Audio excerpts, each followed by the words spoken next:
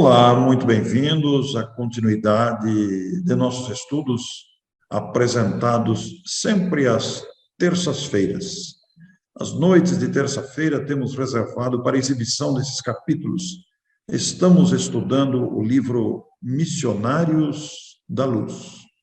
Estamos no início. A obra é de 1945, psicografia de Chico Xavier, ditado pelo espírito que se identificou como André Luiz, e editado pela Federação Espírita Brasileira. Estamos hoje no capítulo 2, que tem o nome e o título de A Epífise. Todavia, estamos no episódio número 3. Episódio 3, capítulo 2, A Epífise. Vamos nos lembrar que no capítulo anterior, o capítulo número 1, André Luiz acompanhava, junto com Alexandre, uma reunião mediúnica de psicografia e teve a oportunidade de observar o fenômeno acontecendo. Surpreendeu-se com os detalhes que pôde observar e que narrou no citado capítulo. Já começa o capítulo aqui dizendo que, enquanto o espírito se aproveitava da organização mediúnica, ele, André, se valeu das forças magnéticas que o instrutor Alexandre lhe fornecera para fixar a máxima atenção no médium. E nós vamos ter uma imagem aí que o Américo vai colocar para nós de um cérebro e vamos ter a oportunidade de observar a glândula pineal. Ela é do tamanho de um feijãozinho aí, como a gente pode ver na imagem. E tem uma capacidade fantástica de controlar coisas. E é exatamente isso que o capítulo procura detalhar. É claro que o próprio André não teve autorização para falar tudo, falou um pouco dela, mas ela é uma glândula importantíssima, ao contrário do que ele, como médico, tinha aprendido, que ela só tinha função até a puberdade, depois ela murchava, e realmente murcha e cristaliza, ela tem mais funções depois de cristalizada. É muito interessante porque, como vocês puderam ver na imagem, existe uma luminescência crescente em todos eles, aqueles que estavam presentes ali, os encarnados, observados por André Luiz. A glândula apresentava notas de luminosidade, mas em nenhum deles brilhava como no intermediário do serviço, o médium a que estamos nos referindo e que foi citado já no capítulo anterior, continuando aqui o fenômeno da psicografia. O André chega a dizer que os orientadores clássicos, né, quer dizer, quem estudara a pineal já no passado, sabiam que ela controlava o período infantil para que ela não sofresse estímulos sexuais antes do tempo. Mas isso, infelizmente, tem se modificado, porque as músicas, os filmes aceleram esse processo de sexualização das pessoas. E é por isso que a gente vê hoje crianças de pouca idade, com 12, 13, 14 anos, meninas que ficam grávidas e que foram engravidadas por meninos da mesma idade. E por quê? Porque essa glândula, ela segurava o impulso da sexualidade, para que o impulso viesse quando a pessoa estivesse mais madura. Mas isso está acontecendo cada vez mais cedo, e, portanto, o risco de errar, né, errar o caminho, atrapalhar a reencarnação é muito grande. Nós vemos aí criaturas sofridas com filhos desde cedo, com responsabilidade, sobretudo aquelas que são as mulheres, que normalmente é a mulher que fica com a criança, porque tem que amamentar, tem que cuidar, é diferente, né? O homem faz o serviço dele, faz a parte dele e quase sempre vai embora. Isso vai provocar problemas seríssimos para esse mesmo indivíduo mais tarde, mas nós ainda, como humanidade, ainda não aprendemos essa lição. Vamos aprender com muita dor, com muita dificuldade. Pois é, na visão do médico desencarnado, que trazia a sua experiência da profissão de médico, aquela glândula não passava de velador dos instintos, até que as rodas da experiência sexual pudessem deslizar, a expressão que ele usou, com regularidade pelos caminhos da vida humana. Mas ali as suas observações contrastavam com as definições dos círculos oficiais. O que ele estava vendo ali, Américo, não batia muito com as noções que ele trouxe da experiência carnal. Então, há uma frase aqui colocada no capítulo que nós vamos pedir para você projetar aí, colocar aos nossos telespectadores, que André vai esperar Alexandre para lhe elucidar a respeito disso, porque o recurso de quem ignora é esperar pelo conhecimento alheio. Era a situação do próprio André. Ele estava sendo surpreendido por uma realidade nova nas funções da glândula e agora precisava de uma orientação. E quando Alexandre chegou, o generoso mentor, como ele classifica aqui, ele nem esperou que André se explicasse. O próprio Alexandre já se antecipou à resposta, dizendo conhecer-lhe a perplexidade, porque ele próprio, Alexandre, passou pela mesma surpresa. A epífise é a glândula da vida mental, revelou Alexandre para André Luiz, porque ela acorda no organismo do homem, na puberdade, as forças criadoras, e em seguida continua a funcionar como o mais avançado laboratório de elementos psíquicos da criatura terrestre. Então, a epífise é a glândula da vida mental, o mais avançado laboratório de elementos psíquicos da criatura humana. Américo, esta orientação de Alexandre, essa explicação, surpreendendo André, ela é muito vasta, né? Porque o próprio texto apresenta aqui que o neurologista comum não a conhece muito bem. O psiquiatra vai lhe devassar mais tarde os segredos. E os psicólogos que não se aprofundam simplesmente ignoram, né? Então, realmente, nós temos aí um assunto de máxima importância para as nossas apreciações. Essa glândula, Orson, ela vai ser responsável para o resto da eternidade. Claro que no corpo espiritual existe uma réplica da glândula, porque ela continua existindo, né?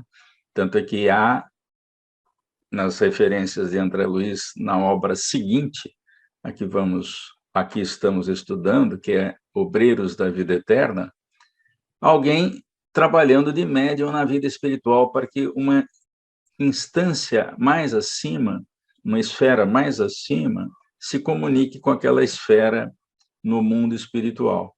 Então, é a glândula da vida mental, é com ela que nós vamos nos comunicar à distância, por telepatia, sem a necessidade de aparelhos celulares um dia. É um fenômeno que vai nos acompanhar para o resto da eternidade. Cada vez mais, essa glândula é treinada, se desenvolve e vai se preparando para nos dar esse apoio quando se trata de conexões entre esferas diferentes e também entre esferas semelhantes, porque nós sabemos, já foi citado isso lá em Nosso Lar, nós já passamos por esse assunto, que uma parte dos espíritos que habitam o núcleo de Nosso Lar se comunicam sem a necessidade de equipamento, enquanto uma outra parte ainda precisa de apoio. O que significa que é o mecanismo de comunicação entre os espíritos, né? Então, ela vai permanecer sempre conosco. Eu não tenho ideia, nós não temos ideia, pelo menos a mim não me parece claro ainda, o fato de que, mesmo havendo num espírito puro um tênue perispírito, que é citado no Livro dos Espíritos, ele é tênue, mas ele deve ter alguma estrutura, porque a mente continua se utilizando de matéria. Que ainda que o perispírito seja muito sutil, ele é matéria. Ela continua provavelmente existindo, essa glândula, nesse perispírito muito sutil, que é invisível, né? Os espíritos nem se apresentam com ele, fica só uma luminosidade, né? A gente tem referências a isso, mas sabe-se lá o que nos aguarda em termos de conhecimento, porque isso realmente transcende demais o nosso entendimento aqui. Pois é, Américo, essa abrangência da questão nos faz lembrar, né, que, segundo o nosso precário entendimento material, há até bem pouco tempo, inclusive tem a frase para se colocar aí, no período do desenvolvimento infantil, a epífise parece constituir o freio às manifestações do sexo. Mas você se referiu aí com muita propriedade, né, que elas é um mecanismo de comunicação entre os espíritos. Então, está muito além da mera observação limitada dos conhecimentos humanos. Porque, por volta dos 14 anos, considerada uma fase da puberdade, aproximadamente nessa idade de 13, 14 anos, variando de indivíduos, e você citou até o desenvolvimento precoce em função dos estímulos externos, né? Ela recomeça a funcionar no homem reencarnado. Bem, a frase ela está esparramada no texto, mas é bom a gente colocá-la aqui juntando os pedaços. Aos 14 anos, aproximadamente, como você citou, a glândula pineal reajusta-se e a criatura recapitula a sexualidade que reaparece sobre fortes impulsos. É quando ela murcha e deixa o controle para outra área do organismo controlar essas energias mais fortes da sexualidade, que é que garantem a reprodução. Se nós não usássemos essa força que é extremamente motivadora, nós não conseguiríamos manter a espécie viva na Terra. Então, o sexo tem que ter um apelo muito forte para que a vida se conserve. Agora, mais à frente no capítulo, o uso errôneo da glândula pineal, isto é, com os estímulos que são antecipados, com uma série de condutas que são inadequadas perante o sexo, como os abusos de qualquer ordem, né? Eles vão desequilibrando essa glândula sexual. E aí nós passamos a ter problemas na área sexual. Mais à frente, inclusive, colocamos uma frase que a gente pode citar agora, dita pelo Espírito Emmanuel num outro livro chamado Encontro Marcado, cuja capa colocamos aqui, e que a frase diz: em matéria de sexo, com raras exceções, todos trazemos heranças dolorosas de existências passadas, dívidas a resgatar e problemas a resolver. Então, o fato de nós não controlarmos a sexualidade, que é uma força muito grande, acaba atrapalhando as criaturas. E daí uma série de reencarnações repetitivas para corrigir esse problema. Então, quando o espírito consegue corrigir, aí ela funciona, a glândula, como uma fonte criadora. O que representava controle inibitório das forças criadoras, agora ela é uma fonte criadora. É muito interessante esse detalhe. Ela passa a ser, a partir de determinada fase do desenvolvimento orgânico, uma fonte criadora que o espírito se utiliza. Nós vamos ver aí uma série de exemplos, e já temos aqui colecionados alguns exemplos, para mostrar essa fonte criadora. Nós não tínhamos essa ideia, mas esse capítulo nos chamou a atenção. Mais à frente, nós vamos ver um pouco disso, né? Pois é, vejam a complexidade do assunto, né? Vejam o alcance desse raciocínio e quantos desdobramentos ele abre. Até porque Alexandre vai acrescentar que essa glândula preside os fenômenos nervosos da emotividade, como órgão de elevada expressão no corpo etéreo, referindo-me aqui, inclusive, ao comentário já feito pelo Américo em outro momento. E André, cada vez mais surpreendido, chegou a exclamar: Deus meu, e as glândulas genitais, onde ficam? E aí o Alexandre vai explicar que são demasiadamente mecânicas para guardar os princípios sutis e quase imponderáveis da geração. Mas, diz ele, acrescenta o nosso Alexandre, as glândulas genitais segregam os hormônios do sexo, mas a glândula pineal segrega hormônios psíquicos ou unidades forças que vão atuar nas energias geradoras. Essa expressão hormônios psíquicos ou unidades forças, né, são produto dessa glândula obedecendo naturalmente a conduta do seu portador, que influi decisivamente nesses processos. Inclusive diz que os cromossomos, que são aquelas estruturas que definem as características físicas de uma pessoa, são influenciados na bolsa seminal pela glândula pineal, porque ela não segrega os hormônios do sexo, mas os hormônios psíquicos e as tais unidades forças a que você se referiu. E essa influência é absoluta e determinada. Portanto, as características físicas que nós vamos passar para as gerações seguintes dependem do equilíbrio dessa glândula. Então, é difícil a gente entender com a amplitude necessária esse assunto. Primeiro, porque a gente não tem treinamento em medicina. E segundo, que o André Luiz deixa algumas frases exatamente para chamar a atenção.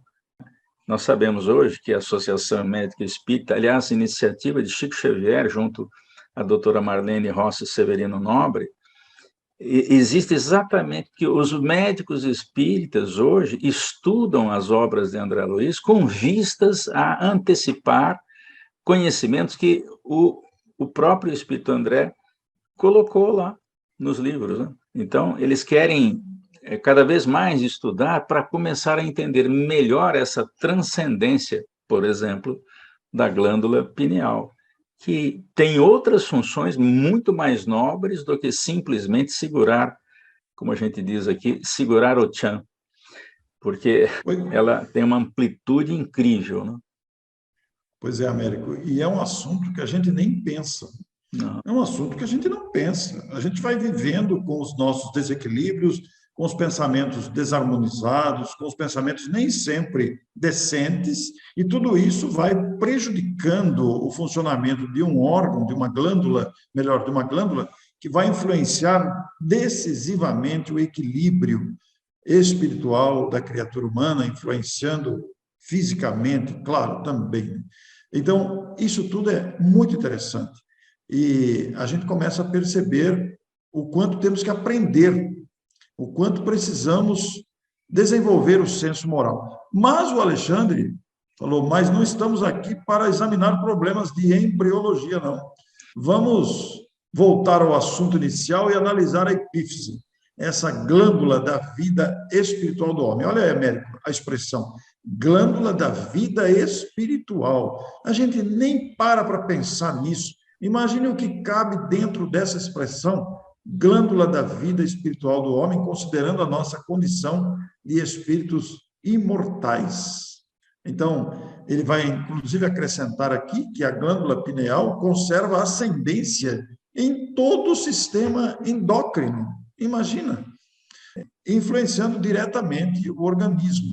São princípios eletromagnéticos do campo vital que a ciência ainda não identificou, ou não pôde identificar, e comanda as forças subconscientes sob a determinação direta da vontade. Essa determinação direta da vontade está o segredo aqui, Américo. A gente nem sabe exatamente como isso acontece, o fato é que acontece, né?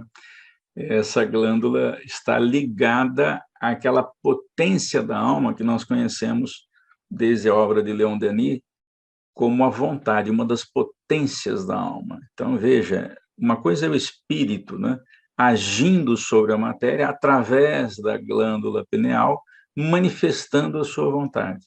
Então, tem aí, como você diz, um vasto manancial de estudos que eu, por exemplo, não tenho condições de examinar, mas certamente a humanidade vai aprender muito com essas lições. Aliás, André Luiz já está sendo estudado, as obras de André Luiz já estão sendo estudadas nas universidades. Já existem trabalhos baseados na obra de André Luiz. Por quê? Porque os espíritos deixam nas entrelinhas algumas linhas de pesquisa, né? Então, mais à frente, nós vamos ver o resultado disso. É uma plantação que André Luiz nos deixou, claro que com a autorização dos espíritos superiores, que controlam ou controlaram a mediunidade de Francisco Cândido Xavier, para nos passar informações utilíssimas. Mais à frente, nós vamos ver o resultado disso. Pois é, as conquistas gradativas da ciência, em todos os aspectos, né, vai desvendando esse mundo. Isso me fez lembrar, América, que nós estamos adentrando o campo do micro, né? Mas essa semana, vendo um vídeo da NASA sobre o macro, a gente fica espantado de ver essa grandeza. E o mais interessante é que Deus deixa a gente descobrir, né? Ele vai deixando. É uma conquista, uma descoberta gradativa. E Alexandre vai classificar aqui que esta glândula é controladora do mundo emotivo. Veja só. E ele recorda que, de modo geral, todos nós, agora ou no pretérito, viciamos esse foco sagrado das forças criadoras, transformando-a num imã relaxado entre as sensações inferiores de natureza animal. Américo, isso aqui é uma advertência muito grave, porque é a normalidade da vida humana. Os vícios de toda ordem nessas forças criadoras, vinculados mais às sensações, à satisfação dos prazeres materiais, muito próximo da natureza animal e que prende o homem a essa condição ainda degradante. O uso do sexo não tem problema nenhum, porque nós somos estruturados para nos reproduzir Sim. sexualmente. Mas o problema são os abusos, né? É nos abusos que a gente estraga o organismo que foi concebido com essa utilidade. E depois, é claro, pela lei de causa e efeito, a gente leva muita encarnação até recuperar o equilíbrio de tudo isso. Então, um período de expiação e provas que nós estamos terminando, porque a gente sabe da transição planetária, certamente nós vamos ter um longo período na regeneração, e esse termo regeneração tem a ver também com a conduta moral que nós temos que regenerar, exatamente para nos prepararmos para outros voos no progresso do espírito, né? Sem esse controle, sem o equilíbrio do uso dessas forças, nós não seguimos à frente na jornada evolutiva. A gente fica para trás, aguardando a dor e as dificuldades que nos empurram à frente, né? Então, Pois é. O menosprezo, como diz o instrutor aqui, a esse potencial sagrado, desse menosprezo decorrem os dolorosos fenômenos da hereditariedade fisiológica, porque o sexo em si, ele tem uma função nobre, elevada da reprodução, está dentro das leis de Deus, na lei de reprodução. O problema todo humano é a promiscuidade. Este é o grande detalhe da convivência comprometida. E aqui nós nos lembramos daquela frase que você já mostrou, já citou, do livro Encontro Marcado, de Emmanuel. Eu acho até que vale a pena você repetir a frase, mostrar novamente, porque em matéria de sexo, diz Emmanuel, com raras exceções, todos trazemos heranças dolorosas de existências passadas, dívidas a resgatar e problemas a resolver. Este conhecido benfeitor espiritual, ele se inclui, todos trazemos heranças dolorosas. É uma questão que ainda está conosco, porque a perversão do nosso plano mental consciente determina a perversão de nosso psiquismo inconsciente. Olha o detalhe, né, América? Plano mental consciente pervertido vai determinar a perversão do inconsciente no psiquismo. e como é o inconsciente que nos dirige, né? Se a gente perverte o inconsciente fica pervertido. E aí o inconsciente assume a perversão e fica multiplicando as reencarnações dolorosas por causa disso, né? Meu Deus. Mas você tem uma frase maravilhosa aí que vamos usar agora. Vou deixar para você ler. Mas o Alexandre vai citar também uma frase interessante. Diz que a vontade desequilibrada desregula o foco de nossas possibilidades criadoras. Então, juntando o que nós falamos atrás, que a pineal está relacionada com o uso da vontade do espírito. Se a vontade desequilibra, a gente não tem possibilidades criadoras. E mais atrás no texto, o Orson fez referência que ela é fonte de criatividade. Quando eu li a primeira vez essa frase, quando nós estávamos preparando o material, eu achei esquisita essa frase, mas eu me lembrei que eu já havia usado numa obra de Kardec, o Livro dos Espíritos, numa questão agora que eu não lembro, umas imagens de uma jovem criadora, que certamente tem a glândula pineal bastante equilibrada. Estou me referindo a uma jovem norte-americana chamada Akiane Kramaric. Ela tem uma história desde cedo ligada à arte e à poesia, à pintura e à poesia. Tanto é que ela chegou a desenhar com 8 anos um Cristo muito bonito. Então nós vimos a Kiânia agora há pouco, agora estamos vendo a imagem do Cristo que ela desenhou. E essa história que ela tem da imagem do Cristo é muito interessante. Não vamos citá-la aqui para não deixar a live mais longa. Mas nas próximas 2 telas, nós relacionamos as pinturas de Akiane Kramaric desde os seus 4 anos de idade, quando ela começou a fazer pinturas a lápis. Então, observem aí, de baixo para cima, na primeira cena, ela tinha 4 anos quando fez 2 desenhos. Com 5 anos, ela já fez 9 desenhos. Era um desenho só a lápis. Ela ainda não tinha o domínio da cor. Mas, a partir do 6º ano, ela já faz 10 desenhos com qualidade e coloridos. E, a cada ano que passa, ela produz. Veja, uma criança produzindo resultados, ela está usando a fonte criadora da epífise, porque tem a epífise equilibrada e, portanto, ela é fonte de criação. Imagine um ser espiritualizado já, que tem controle da sua glândula pineal, ele começa a ter foco quando reencarna logo nos primeiros anos. E ela sai produzindo. Temos aqui uma relação de, durante 10 anos, dos 4 anos aos 13, tem aí 10 anos de diferença, né? Ela produziu 107 quadros, 107 pinturas, em 10 anos só. Ela estava com 13 quando ela completou 107. E hoje ela tem 27 anos, ou seja, tem mais produção e que nós não temos a relação das obras dela aqui depois dos 13 anos. Mas veja, ela cria desde o primeiro momento. E essa frase tem a ver com isso, é o que dá para entender aqui. Ela regula a criatividade e está equilibrada para que o espírito, quando reencarna, já tem foco. O que eu vou fazer na vida? Ele tem foco.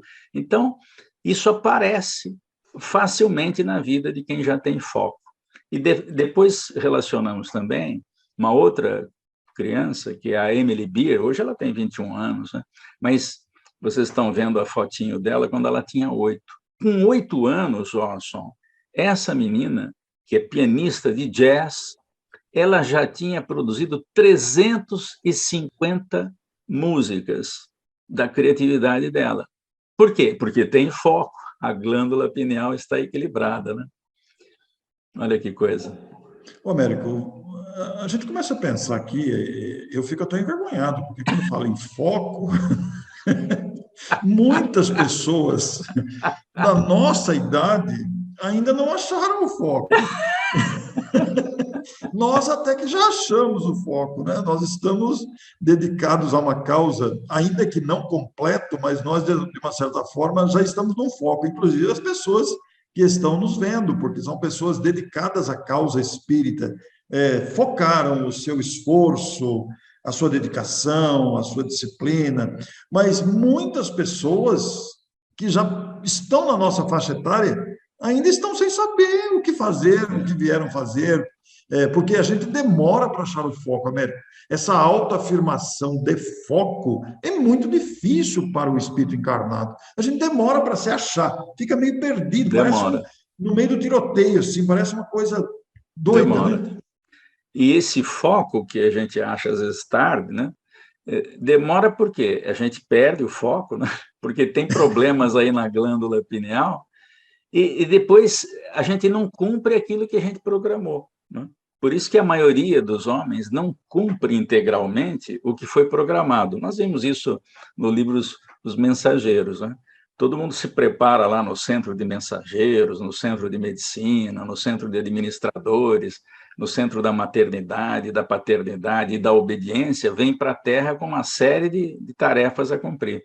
Mas a gente se perde nesse tal foco aí e acaba não realizando tudo. Então, mas não tem problema, isso faz parte do processo evolutivo, né? Quem não achou o foco, como nós demoramos também para achar, em algum instante vai achar, quem sabe lendo o capítulo, estudando o Normalmente, capítulo. normalmente a gente leva 40 anos para achar o foco, e olha lá, E olha lá, quando leva 40, se não levar quando mais. leva 40.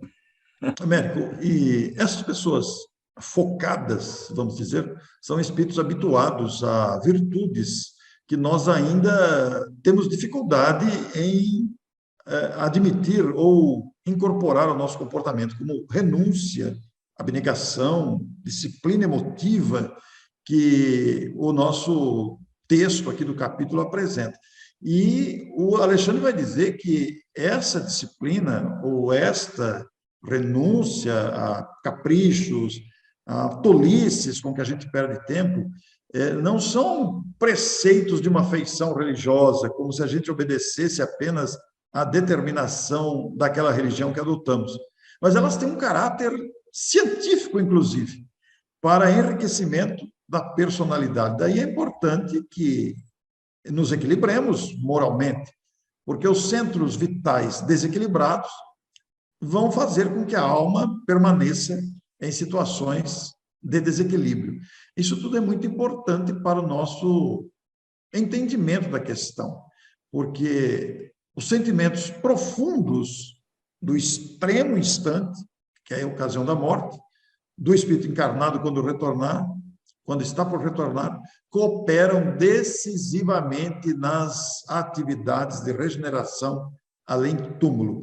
Então, estes sentimentos que vão influir nas atividades de recuperação e regeneração do espírito desencarnado precisam ser construídos desde já, para a gente não passar muito apuro quando chegar pelo lado de lá. O capítulo é extenso, mas basicamente a gente pode resumir nessa frase que você falou, né? Quanto mais a gente se equilibrar, mais resultados a gente vai ter lá ao voltar à vida espiritual. E tudo depende dos compromissos que nós assumimos aqui e conseguimos realizar. Quando fazemos isso, nós temos melhores condições no retorno à vida espiritual. Mas isso é de cada um, né? Não dá para a gente corrigir ninguém, nem nós mesmos, porque nós também temos dificuldade em corrigir os nossos comportamentos. Então, Alexandre pergunta para André: compreende agora que as funções da epífise no crescimento mental do homem e no enriquecimento dos valores da alma? Aí o André, sim, muito impressionado, compreendo, né? É porque realmente até para André era um assunto difícil para ele também. Mudou todo o conceito da sua formação de médico, que enxergava na epífise uma mera glândula de inibição das forças sexuais. E depois ele vai dizer aí numa outra frase, Orson, que é muito interessante, ela está pintada de amarelo aí, mas devia estar pintada de verde, né? Ela está separadinha, mas nós juntamos aqui na frase que nós estamos apresentando, e vamos lê-la aqui. Contra os perigos possíveis na excessiva acumulação de forças nervosas da chamada epífise, é que se aconselham aos moços de todos os países o uso do remo, da bola, do salto, da barra, das corridas a pé. Ou seja, para gastar essa energia, que é poderosíssima, por exemplo, nós devemos usar o esporte, né? Quando ela vem, é por isso que as nossas crianças, quando chegam nessa fase, produção da testosterona e por aí afora, coloca para jogar futebol, coloca para fazer judô, ginástica, corrida, que é para gastar essa energia, que ela é criadora. Ela pode ser transformada em energia criadora desde cedo. Esses exemplos que nós demos são de pessoas que nascem com foco, porque têm a produção desses hormônios psíquicos absolutamente equilibrado para os padrões terrestres. Então, já começa a produzir desde cedo. Tem foco, está equilibrado, então não perde tempo em cuidar das questões acessórias. Mas isso é uma conquista, né? Nós todos vamos ter que conquistar isso. A gente sabe, inclusive, que a ginástica, como está citado no capítulo aqui, o exercício controlados são fatores valiosos para a saúde do corpo. Competição esportiva, como você citou vários exemplos aí, citados aqui no capítulo, inclusive, é fundamento precioso de socialização. Mas não deveriam circunscrever-se tão somente a providência em favor dos ossos e dos músculos, né? Porque realmente precisamos praticar uma ginástica da alma, que é exatamente a conquista das virtudes. E o próprio instrutor pergunta para André, entende agora como é importante renunciar? E alguém poderia perguntar aqui, né, André, né, Américo, mas renunciar a quê? Renunciar aos caprichos, às tolices que a gente perde tempo, às implicâncias de toda ordem, renunciar, inclusive, à preguiça, renunciar a todo tipo de situação que nos faz perder tempo. E aí ele vai valorizar também. Percebe a grandeza da lei de elevação pelo sacrifício? Que sacrifício? Alguém poderia perguntar. O sacrifício, muitas vezes, do interesse pessoal em favor do bem coletivo. Muitas vezes o sacrifício pode ser calar uma opinião ou renunciar a um ponto de vista que não vai acrescentar nada, só vai dar discussão, bate-boca e desgastar os relacionamentos, né? Porque se a sangria, como você se referir aos esportes aí, estimula a produção de células vitais na medula óssea, a poda oferece beleza, novidade e abundância nas árvores. Essa poda é uma figura de linguagem para significar a renúncia dos nossos caprichos. O homem que pratica verdadeiramente o bem vive no seio de vibrações construtivas e santificantes da gratidão, da felicidade e da alegria. Eis o segredo, Américo. Eis o segredo. É por isso que o André, mais à frente, vai dizer que agora compreende a dolorosa e longa tragédia sexual da humanidade. Porque para aprender a administrar essa glândula vai muita encarnação. Enquanto a gente não tem disciplina para isso. Agora, veja a importância de um capítulo desse, numa obra fantástica que nos alerta de um monte de coisas, né? Aqui tem a saída para a gente entender e prepararmos as crianças, as gerações futuras, a focar, a controlar os seus impulsos, evitando músicas chulas, filmes inconvenientes para idades que ainda não comportam esse estímulo, né? Ajudando as criaturas, olha só, ajudando aqueles que estão encarnando a não terem o descontrole da própria glândula pineal. É um alerta incrível para todos nós, né? Até porque, Américo, nós temos uma tendência humana, egoísta, de viciar os centros sagrados do nosso próprio patrimônio espiritual. Inclusive, Alexandre comenta isso. E, de uma certa forma, estamos sempre inclinados a contrair novos débitos, porque a gente é teimoso, porque a gente é difícil, a gente não dá o braço a torcer, a gente nunca está errado, a gente sempre acha que os outros é que estão errados. Dificilmente estamos decididos a retificar ou reparar o mal que fomos instrumento ou nos demos possibilidades de fazer. E o André não tem outra saída, viu, Américo? Compreendo, compreendo. Aí ele faz uma pergunta, e por que a gente não encerra todas as experiências sexuais para sepultar as possibilidades do sexo destrambelhado que causa tanto mal, né? Só que aí nós estaríamos indo contra a lei e evitando a reprodução, evitando a manutenção da espécie na Terra. Então, não dá para encerrar. O Criador deixou essa força exatamente para garantir que nós vamos perpetuar a espécie. E, ao longo do tempo, nós vamos aprendendo a regular as funções sexuais, o estímulo sexual, e canalizando, né? É muito comum, às vezes, a pessoa perde o parceiro e não quer se comprometer com outra pessoa e perde aquele estímulo sexual, mas ela pode transformar num estímulo criativo, se dedicar à arte, né? Por exemplo, qualquer delas, são 7 artes, enfim. E, e com isso, ela vai produzir intensamente, porque a glândula está exatamente inspirando, né? Ela é fonte criadora, fonte criadora. Então, a gente entendendo isso, dá para canalizar essa força sexual, sobretudo quando a gente fica mais velho, né? Que a gente já não precisa ter tanto apoio do sexo, para criar, né? Criar o quê? O que for, né? Pode ser palestra, pode ser pintura, pode ser música, né? Pois é, Américo. E o Alexandre, inclusive, considera a indagação de André Luiz como improcedente, porque, afinal de contas, é da lei, nós temos que obedecer à lei, e a lei é sábia. Deus fez com justiça, com grandeza, com sabedoria.